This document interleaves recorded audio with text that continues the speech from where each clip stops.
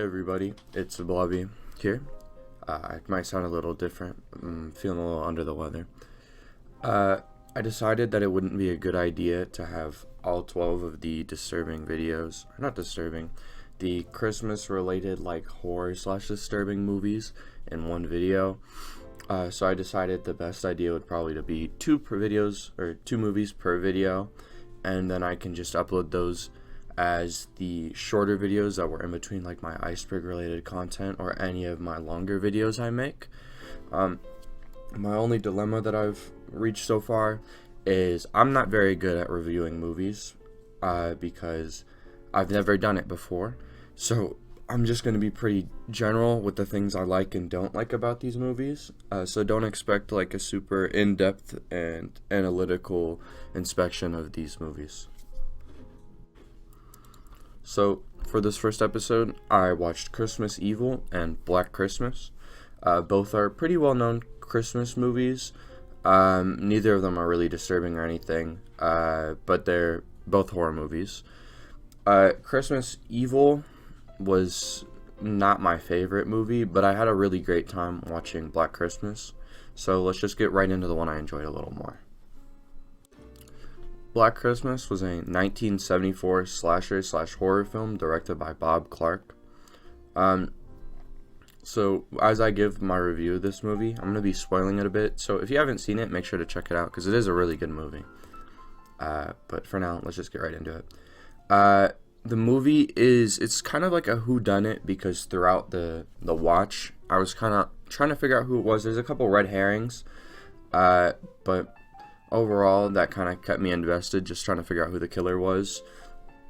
The plot itself is these sorority girls are being stalked by an unknown person who calls them all the time and just makes weirder, gross sounds into the phone. Honestly, the movie has a lot going for it. The cast's really good. The characters are very interesting. The side plot with the main character Jess and her boyfriend Peter helped to build a potential killer. The movie has a great amount of suspense because there's certain scenes where you think something bad's going to happen, but maybe something doesn't happen, or it does. But the suspense it's kind of killer at moments, you know. I actually really enjoyed the fact that the killer was literally unknown for the entire movie because it kind of keeps you on edge. You never know who's your friend and who isn't. But typically you'll get a good idea because they do these first-person shots where the killer will be walking around the house. Like to the intro to the movie, the killer climbs into the attic, kind of wanders around before he gets his first kill on, I can't quite remember the girl's name. He suffocates her with a plastic bag. The movie itself as a slasher kind of has a low body count, but each kill is really good, and you know the times in between the people dying is like actually really interesting, unlike some other movies like the original Friday the 13th. I know doesn't stand that test of time because a lot of it seems boring. If it wasn't like a horror movie classic, it wouldn't be that interesting. The only problem I have with the movie is Jess's boyfriend Peter is kind of too obvious of a red herring. In my opinion, I felt like maybe he was just a bit too like on the level of being weird and crazy.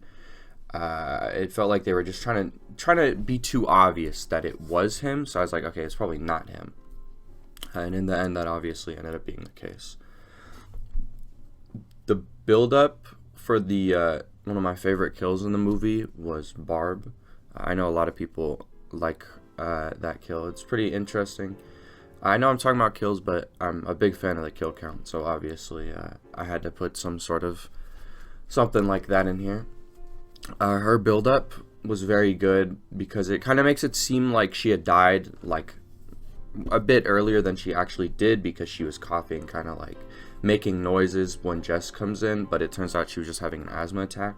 But the moment after Jess leaves, the killer sneaks in and stabs her to death using the glass unicorns. The scene of her, I guess, getting stabbed is really interesting because in the first shot when he's holding up the thing, it's completely clear and you can see well, but as he stabs, the camera kind of fills up with red in her hands. You know they're going everywhere because she's trying to like help herself and she knocks over some stuff. it's a very interesting scene. And when Jess finds the body of her and I can't recall the other girl's name towards the end of the movie, it's a very interesting scene because, you know, it builds our first interaction of Jess actually seeing the killer. The that whole scene actually had me and my friends very excited to see what would happen for the conclusion of the movie. But in the end, you know, her killing her boyfriend Peter because she thought he was the killer. But then she, you know, while she's kind of, I guess, comatose is the right word, it turns out that he actually wasn't the killer because they get another phone call from inside the house. But yeah, I honestly really loved that movie. I think it was very enjoyable. I know my friends enjoyed it a lot. So yeah, personally, I know I spoiled it, but either way, I think it's a really great movie to watch if you haven't already. So I definitely take the time to go take a look at it. But now let's just get on to the more disappointing movie of the two, Christmas Evil. So I know people really liked Christmas Evil, and I can kind of see the appeal of it, but I definitely do not like it that much. It kind of disappointed me because it felt really drawn out and boring. A lot of the plot, when there's no dialogue, it's just kind of, I don't know, I don't really understand. The introduction scene to the movie, I had a really great time laughing about, even though I don't know if it's the best thing to laugh about. Harry, our main character, is with his brother, and they just, like, the intro to the movie itself is them and their mom sitting on the stairs watching Santa, like, put gifts around, before the boys have to go to sleep. And while Harry's arguing with his brother about Santa being real or not, he decides to go take a second look for himself. And when I was watching the movie with my friends, I'd literally been like, it'd be so funny if Santa was just like the Santa's kissed his mom, that song, or just having sex with his mom. I thought that'd be fucking, I know that's really childish, but I thought it'd be really funny. And lo and behold, he goes down the stairs and there's this really weird scene of like Santa on his knees, like playing with her legs and stuff. And I was dying laughing, but like, I don't know, that was just really funny to me. But the rest of the movie after this point was a little bit dull. I kind of did enjoy the viewing of his like mental decay throughout the movie after, you know, this suffering as a child. But most of the scenes where he's working at the toy factory are kind of bland. I didn't really care about a lot of these interactions with other characters. I didn't think they were that interesting. So I guess let me get to the part I did enjoy. Was he's dressing up as Santa and he's getting ready to prepare things for the kids. I think his character itself is very interesting because, you know, analyzing it, he obviously is like, he wants to be Santa, so he brings good kids, good stuff, bad kids, bad stuff. So while he's wandering around the towns dressed up as Santa, he had earlier in the movie stolen a bunch of presents and he fills up a sack with them.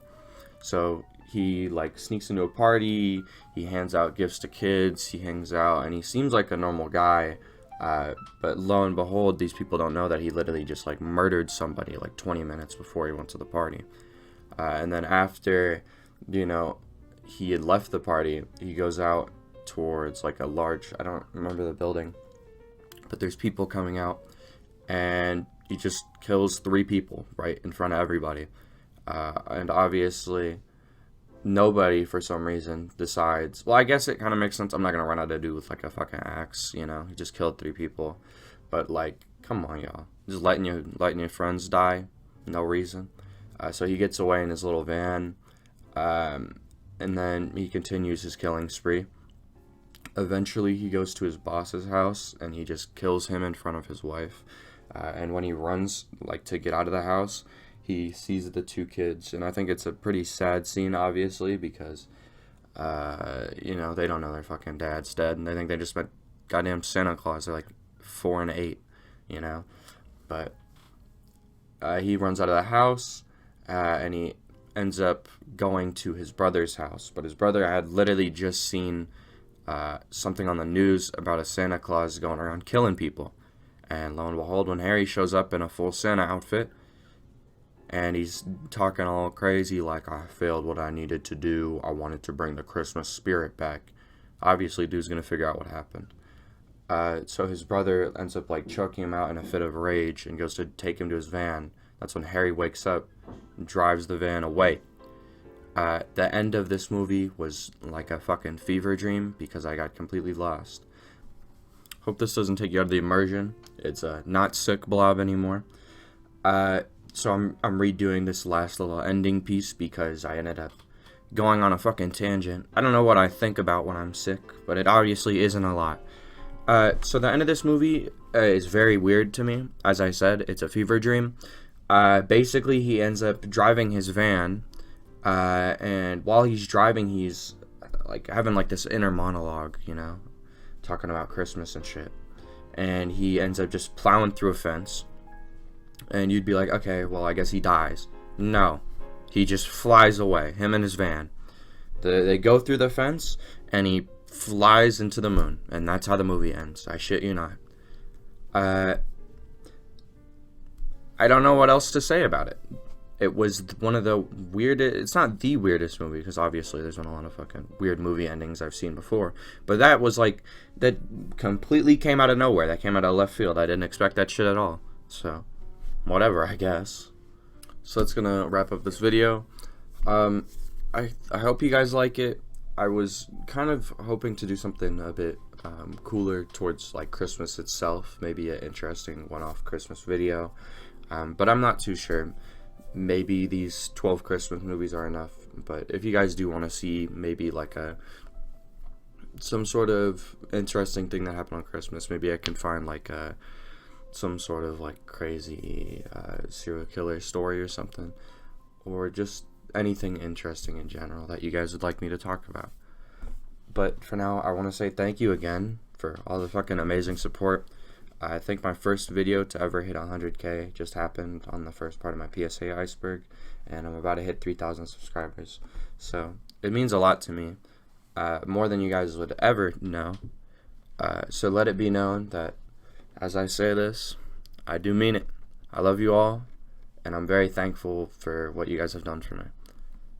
But I'll try to see you very soon in the next video. Have a great rest of your day and evening. Not night this time. I'm getting this shit right.